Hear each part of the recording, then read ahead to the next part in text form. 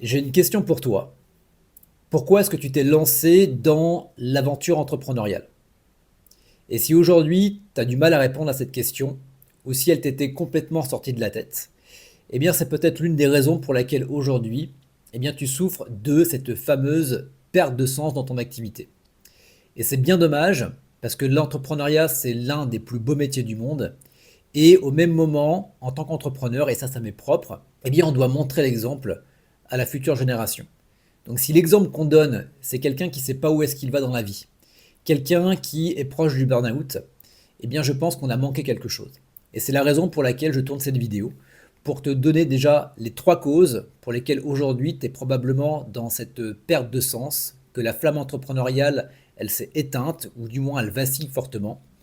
Également quatre axes d'amélioration, quatre leviers que tu vas pouvoir mettre en place pour raviver cette flamme entrepreneuriale et pour inspirer les nouvelles générations à ton tour. Alors à savoir que ce que je vais te donner, c'est très généraliste, donc tout n'est pas à apprendre bien évidemment, et il y a quand même un gros travail d'introspection. Pour ça, je t'ai créé un petit quiz, le lien est dans la description de la vidéo YouTube, le quiz dans lequel tu vas avoir plusieurs questions à te poser qui vont te permettre de te poser les bonnes questions et de comprendre la raison pour laquelle tu es actuellement en perte de sens dans ton activité et comment est-ce que tu vas pouvoir par la suite redresser la barre. La première cause, c'est ce que j'appelle la saturation. La saturation, c'est quand tu enchaînes les tâches, quand tu travailles 50, 60, 70 heures par semaine, que tu enchaînes les réunions, que tu enchaînes les tâches, que tu enchaînes les problématiques, que tu travailles 50, 60, 70 heures par semaine. C'est bien normal que la passion du début se transforme en corvée. Tu rajoutes à ça de l'épuisement physique et psychologique et on est top. Ensuite, tu vas avoir la deuxième cause, qui est une conséquence de la première. Ça s'appelle la dissonance. La dissonance, c'est la différence entre la raison pour laquelle tu t'es lancé, peut-être que tu avais envie de liberté, de temps pour toi, pour ta famille, pour tes enfants, pour faire du sport, bref, peu importe. Et que aujourd'hui, la réalité actuelle est que tu n'as pas le temps pour ça. Forcément tu culpabilises, ou encore tu arrives à avoir parfois peut-être du temps, mais au même moment, tu es là physiquement, mais tu n'es pas là mentalement. Donc en gros, tu te dis tout ça pour ça. Dissonance entre la raison pour laquelle tu t'es lancé et ce que reflète réellement ta réalité. Ensuite, tu vas voir la troisième cause. La troisième cause, elle est complètement différente des deux premières. Et c'est ce que j'appelle le syndrome du champion olympique. C'est quoi? Eh bien, c'est quand tu as tout obtenu, quand tu as accompli tous tes objectifs, et bien après, qu'est-ce qui reste? Généralement, un grand vide. Donc forcément, plus de challenge, plus de motivation et plus d'envie de te lever pour aller bosser, ce qui est parfaitement normal. Donc maintenant, comment est-ce qu'on s'y prend pour inverser la vapeur, pour raviver cette flamme entrepreneuriale? Eh bien, il y a quatre axes fondamentaux. Le premier, quand je vais te le dire, il paraît très dev perso bullshit. Et je peux te garantir que c'est tout le contraire. Je t'invite à aller regarder des vidéos de Simon Sinek avec The Infinite Game et tu vas comprendre la raison pour laquelle c'est hyper important. C'est ce qu'on appelle le why, le pourquoi, la raison d'être. En gros, en quoi est-ce que tu crois? À partir du moment où tu arrives à déterminer ton why, ton pourquoi, eh bien, tu pars en mode jeu. Mais tu joues non pas pour terminer le jeu, mais pour continuer à jouer. Et le jeu, c'est quelque chose qui est primordial dans l'entrepreneuriat. Si tu te lèves et que tu n'as pas envie, c'est généralement que ça manque de fun, ça manque de jeu, ça manque d'envie. Donc à partir du moment où tu vas définir quelque chose qui est plus grand que toi, une cause plus grande, qui est indéfinie pour le coup, eh bien tu vas voir que derrière tu vas rentrer en mode jeu et tu vas plus voir ton activité de la même manière. Ensuite, on va voir l'axe numéro 2. L'axe numéro 2, c'est ce qu'on appelle la vision. Alors ce que j'aime beaucoup, parce qu'on prend quand même chez Kraken l'image de la piraterie, l'image de l'aventure, la vision c'est définir ton île au trésor. Ton île au trésor, donc ça serait quoi ta vie parfaite? Tant pro que perso. Imagine, demain on t'offre une baguette magique, tu as la possibilité de réaliser tout ce que tu souhaites. Alors quand on dit réaliser tout ce que tu souhaites, tu n'es pas obligé d'avoir des rêves hyper ambitieux. On a une dirigeante qu'on a accompagnée, c'est moi je veux prendre du temps avec mes enfants. Voilà, je veux que tous les week-ends, je puisse profiter de mes enfants. Très bien. Bien évidemment, il ne faut pas que ça défie les lois de l'univers. Si demain tu me dis je veux voyager sur Mars, ça va être compliqué. On est d'accord. Mais définir sa vision, c'est très important. Et même si aujourd'hui tu n'arrives pas à la définir de manière très détaillée, très claire, le but c'est au moins d'avoir ton phare. Où est-ce que tu veux aller? Ça va te permettre notamment de sortir la tête du gouvernail, de redresser et puis de voir un petit peu où est-ce que tu veux aller.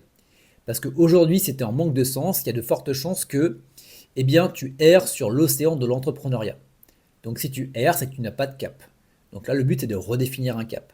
À partir du moment où tu redéfinis un cap, que tu as une vision claire de là où tu veux aller, eh bien, ça va te permettre déjà d'engrainer beaucoup plus facilement tes équipes parce que tu vas gagner en leadership. Je te rappelle, Pirates des Caraïbes, le Black Pearl, notre ami Jack Sparrow. À partir du moment où il sait exactement où il veut, à partir du moment où son compas lui donne une direction, c'est généralement là où il lead l'ensemble de son équipage. Ça va te permettre également de prendre des décisions en rapport avec là où tu vas aller. Est-ce que la décision que je vais prendre dans ma boîte ou dans ma vie perso me rapproche ou m'éloigne de mon îlot trésor? Très simple. Donc voilà pour la vision. Voilà pour le deuxième pilier, le deuxième levier. Le troisième axe, c'est ce qu'on appelle les valeurs, ton système de priorité intrinsèque, ce qu'il est important pour toi dans la vie. Ça va nous permettre finalement de travailler sur le côté dissonance. Si aujourd'hui, ce qui est important pour toi, c'est ta famille, mais que sur le papier et de manière factuelle aujourd'hui, ta famille, elle passe un petit peu à la trappe, eh bien, ça va être problématique. Donc, ça va te permettre, à partir du moment où tu connais ce qui est important pour toi dans ta vie, tes valeurs, ça va te permettre de les prioriser dans ton agenda. Et le fait que ça soit quelque chose qui soit non négociable. Très important. Alors là, il va y avoir les oui mais. Oui mais tu te rends compte, si je fais ça, il va se passer ça, blablabla. Bla bla bla. C'est ce qu'on appelle les kraken. C'est très bien. Tu prends un papier et un crayon et tu les notes. Toutes les peurs, tous les oui mais, tous les freins, tous les blocages. À partir du moment où tu connais tes valeurs, déjà, ça va te permettre de te dire et de te poser la question, qu'est-ce que je fais actuellement que je ne devrais pas? Et qu'est-ce que je ne fais pas que je devrais? À quoi je dis oui, auquel je devrais dire non, et à quoi je dis non, auquel je devrais dire oui. Ça va te permettre également de te respecter. Si tu te respectes toi, derrière, tu vas être déjà beaucoup plus respecté par tes proches et par tes équipes. Et à partir du moment où tu as des valeurs, eh bien quand tu vas devoir également prendre des décisions, tu vas te poser la question, est-ce que ça respecte ou pas mes valeurs? Oui, je prends, non, je prends pas, malgré le fait que ça soit challengeant. Ensuite, on va avoir également le quatrième axe, c'est toi. C'est qui est-ce que tu as envie de devenir? Très important. Pourquoi? Si on reprend l'axe numéro 2, qui est la vision, c'est très important de savoir où tu vas. Néanmoins, tu ne sais pas quand tu vas y arriver, tu ne sais pas si tu vas y arriver, et tu ne sais pas au moment où tu vas y arriver si tu vas vraiment autant kiffer que ce que tu avais imaginé. Et bien évidemment, qu'est-ce qui va se passer après? Donc, syndrome du champion olympique. À partir du moment où tu te concentres sur qui tu deviens sur le chemin et non pas l'objectif que tu vas atteindre, tu rentres dans le jeu infini. C'est-à-dire que derrière, peu importe ce qui va se passer, tu vas pouvoir maîtriser qui tu deviens sur le chemin. Que tu obtiennes l'objectif ou pas, tu vas forcément apprendre des choses. Que ton activité soit au top ou qu'il y a un creux, tu vas plus définir ton identité sur ton activité, mais sur qui tu deviens.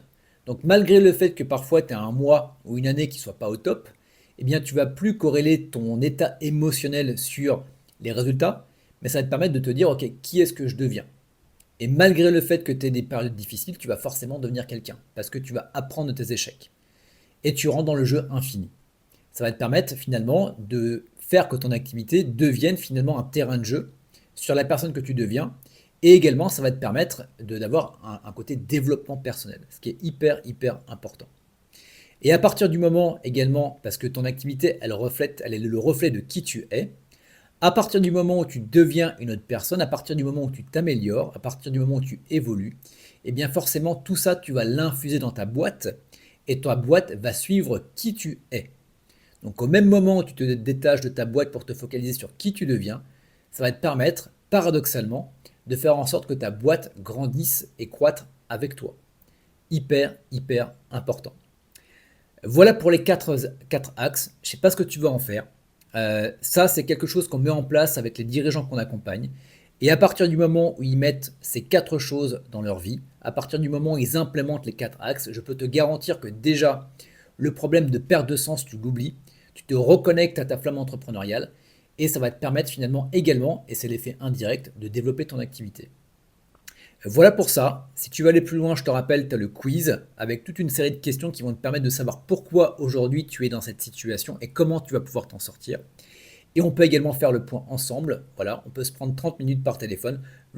Tous les liens dans la description de la vidéo YouTube. Je te laisse avec ça et on se retrouve pour une prochaine vidéo.